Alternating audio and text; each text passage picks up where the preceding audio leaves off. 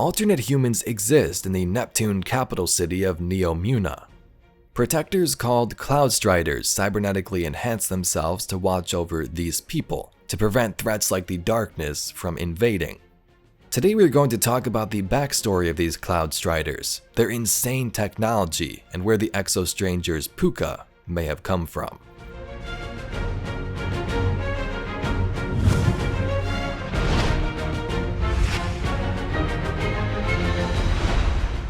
Cloudstriders. How do other humans exist in a far surpassed Golden Age city in our very solar system?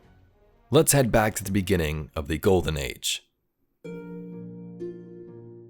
Around this time, there was a program called the Exodus program that was mainly housed in the Russian Cosmodrome. The goal here was to launch colony ships and Exodus ships in the hopes of finding something beyond our solar system or reaching there and setting up shop for ourselves. Most of the known Exodus ships in the lore had some pretty cruel fates. Exodus Black crash-landed on Nessus. Exodus White is the one we ascend in the Taken King in the middle of the Cosmodrome. Exodus Blue, dead in old Russia. Exodus Red, the Devil's Lair ship, fuel lines failed and everyone died or was stranded on board before takeoff. And then the Exodus Green, humans that collided with light and dark anomaly and became the Awoken. To our current knowledge of the lore, that's what we have, but it would seem that some ships did survive and set up their home on Neptune. A cool fact is Destiny 1 told us about Cloudwalkers. Now we know about Cloudstriders now, so Cloudwalkers could have been something Bungie made up at the time, had no idea what it was going to turn into, but it kinda seems like it connects. Give this a listen. A cloak which bears the emblem of the Cloudwalkers, the pioneers of the first Exodus. The Cloudwalkers were a group of astronauts who led the first Exodus. They are commemorated through the Cloudwalker Tribute Hunter Cloak. So, a group that led the first Exodus were called Cloudwalkers. Now we have a group of humans that thrive on Neptune with protectors known as Cloudstriders. Kinda cool. Some time ago, from new lore introduced in this season, the Exo-Stranger was exploring deep in the system and found her mysterious fish ally. Also, a weapon created by the people of Neomuna most likely that frightens her a lot. We also learned what this fish is called. First up from the speed metal shell, we hear this. I should have missed this speck of a station on the way to Pluto, except that for all it lacks in size, it's surprisingly warm, almost a full degree above the background of space, practically a flare. My ship's engines whir through cooldown as I step out into the landing bay.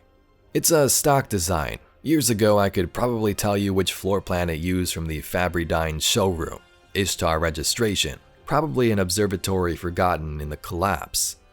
But what's waiting past the hatch isn't stock. Atmo gear, shiny and new. Someone's been here since the collapse. I unshoulder my rifle and warm up her power cell. A handprint, grease and dust pressed sharp against the white wall, sized for a cabal, but 5 fingers. There's more, a smear of rippling silver and broken bits of something familiar. Too big for a gun, but maybe for a hand. A rustle behind me breaks the silence. I fire.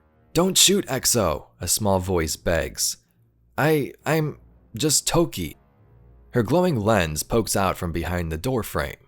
A ghost? Why are you here? I heard the call. The call? To a guardian? There's no humans this far out. Well, I know that now. Her body ripples in the light, looking oddly familiar.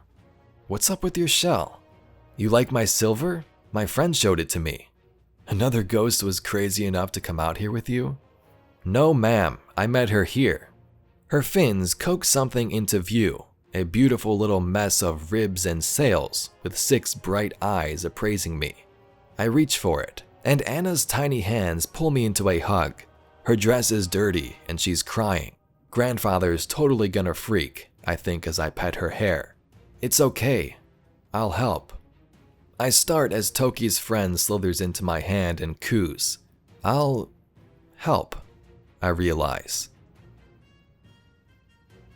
So this card is cool. In the speed metal shell, Elsie Bray is on Pluto. Here she realizes someone has been here after the collapse. She thought it could be a cabal, but it has 5 fingers and this silver smear. Suddenly she finds the ghost and the fish friend nearby. As she encounters the fish seems to use a part of her memory to communicate with her.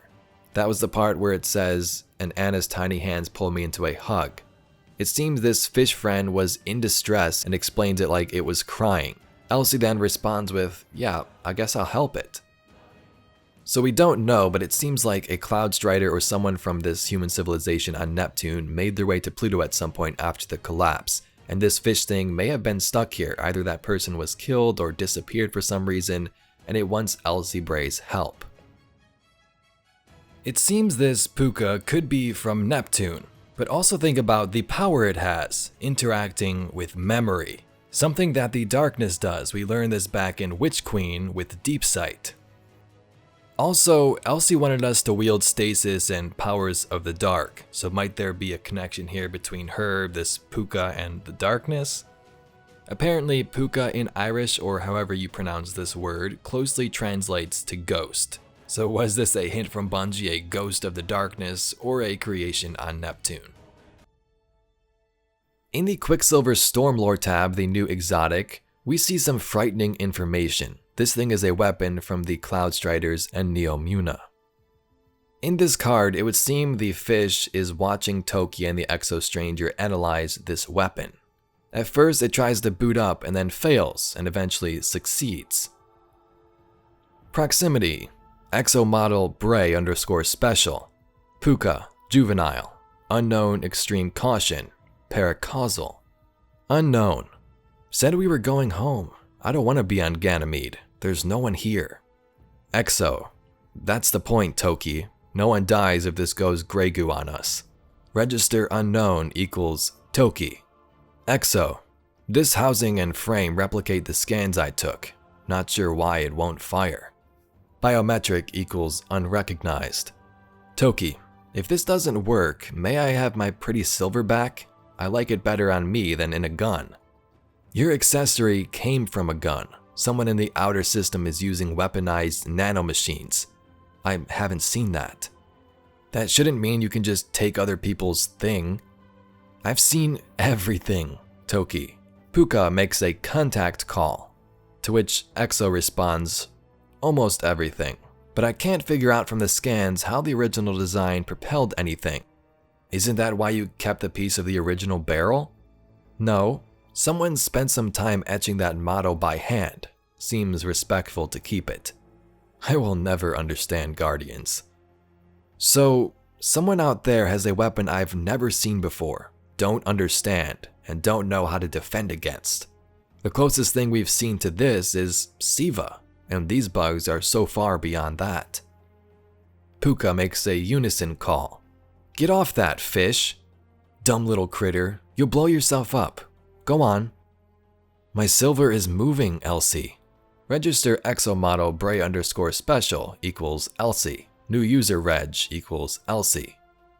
So if this is the barrel, calibrating, and this is the magnetic bottle, calibrating, pulling the trigger should section off a round, but then what actually fires? Discharge Elsie. Pouka, distress call. What did you do? I didn't change anything. The nanite colony must build each round with a solid-state impeller coil. That small? That's like Golden Age tech. No, we've never had anything like this. So the Exo Stranger's fish is called Pouka. Maybe the Pouka is the name of its species or thing, or its specific name.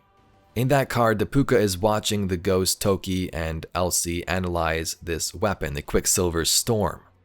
At the end there, Pouka puts out a distress call, and then they fire the weapon. Toki says, that's like Golden Age technology, and Elsie says, no, we've never had anything like this is far beyond it, and they even talk about how it's far beyond Siva. So these humans on Neomuna have insane technology that surpasses the Siva we've seen in the past. Something we use to construct cities in days, this is far beyond that, which is kind of scary. But this also makes some sense when you think about Callus and the Witness. Some power is hidden here that they want to destroy. It's also worth noting that most Exodus ships carried Siva to build homes once they arrived at their destinations, so maybe these Cloudwalker humans advanced Siva's technology even further. This brings us to the Cloudstriders. This group of humans here on Neptune have protectors they call Cloudstriders, kind of compared to Guardians but different in their own way. Cloudstriders are protectors of their civilization. Guardians are chosen by the Traveler and it's their duty to defend our city, but Cloudstriders choose to protect their people. That's the big difference here. Another interesting thing Bungie said is that Cloudstriders willingly choose to sacrifice a good chunk of their lifespan to obtain these bionic enhancements that could allow them to defend humanity from those who seek to wipe it. They sacrifice their own lives to save these people. In the trailer, we get a look at a Cloudstrider firing one of these mysterious weapons at a pyramid ship. The weapon seems to actually make contact. I'm not sure if it destroys the ship or damages it like an EMP, but this is something we've failed at in the past, firing at pyramid ships, taking them down, and perhaps these Cloudstriders have the tech to do that. Here's a look at a Cloudstrider called Nimbus, who appears on the Lightfall cover art.